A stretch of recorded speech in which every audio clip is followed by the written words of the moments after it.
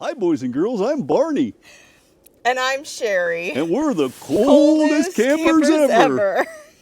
Oh, wait, that's not how we start this, is it? No. See, that's our start right there. Hey, I'm Scott. And I'm Sherry. And we are the coolest campers ever. However, right now we could be called the coldest campers ever. It's snowing here in northeast Kansas, and we thought this would be a perfect time to make our first video of 2024 about the Mr. Buddy heater.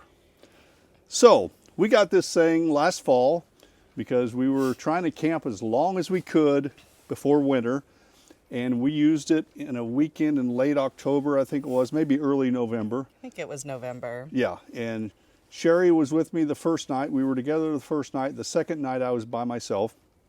I took some pictures and tried to shoot video at that time, and shooting this thing in the dark is really just kind of a waste of time. So we're going to give you our take on using this heater in the Sylvan Sport Go camper.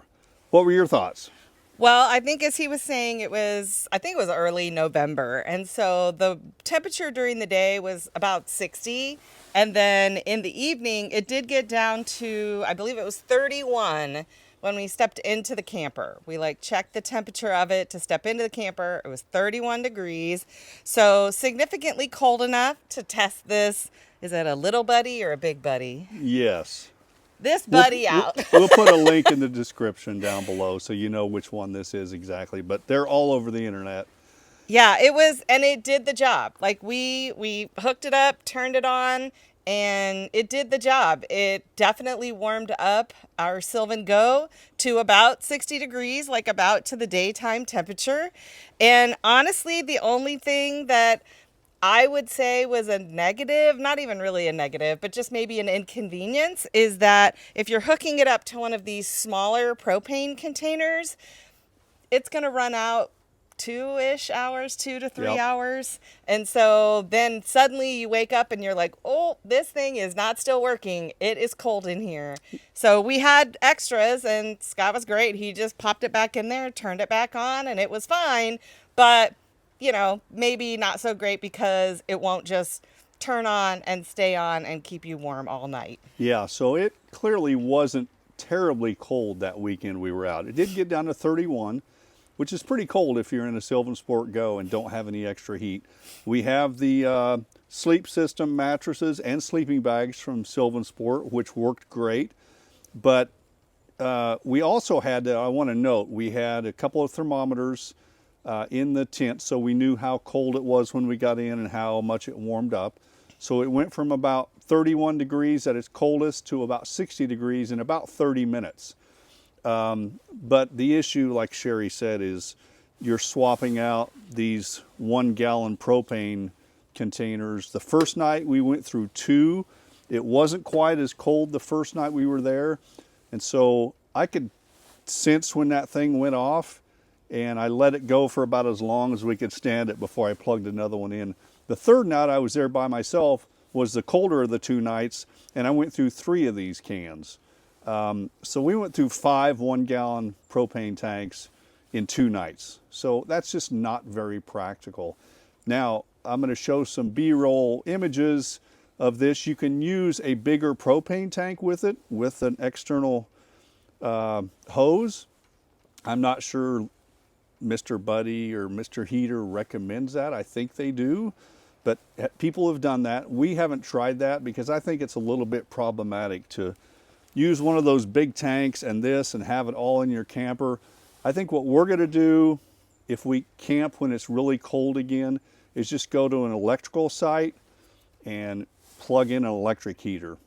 I don't know if that's going to work, but we're clearly not camping this weekend. We're in our backyard, but we thought this would be a great opportunity to talk about this heater. So, yeah, I think it's a little excessive to think about the floor space that you have in the Sylvan Go to have this and a full size propane container in the tent, tent, whatever, like Yeah. space itself. I think that's a little more than we would want to do. I do want to say, and it's been recommended to us, and so we will recommend it to you. When we were using this, we did have like a CO2 monitor inside the tent, so we made sure that if there were any issues or anything was happening, that we would be aware and know that the airspace was safe within in our camper. So we took all the safety precautions. It's definitely something you can use, and it does work. It's just a matter of, do you want to be switching out the smaller containers? Do you want to deal with having a full-size container in your go overnight? Those types of logistics, that's really a personal preference thing. It does work, maybe not the most convenient. Yeah, I would probably recommend using it in kind of 40 degrees maybe to just kind of heat up the tent before you go to bed. And then once you're tucked into the sleeping bag, you're going to be comfortable the rest of the night and don't need to stay this warm. Yeah, and Sherry brought up a great point. When we ordered this, I also ordered a portable carbon monoxide detector that we had in the tent the entire time. We also zipped the windows on each bed about 4 inches and the front door about 4 inches. And to be extra safe, I brought one of our rechargeable fans that we use during the summer and just kind of pointed it in front of the door so it was just moving air the whole time. Yeah, it was recommended, because it recommends that you can use it indoors and in a tent, but it does say make sure that you ventilate. So that's what Scott was saying. We opened, if you're familiar with the Go, underneath the beds, there's a kind of a significant pocket there that you can ventilate there. We did a little bit of the window and a little bit of the door, just to make sure we felt like we were doing it in a safe and responsible way. Right, and I'll go ahead. This is on now, and it's heated up nice and warm.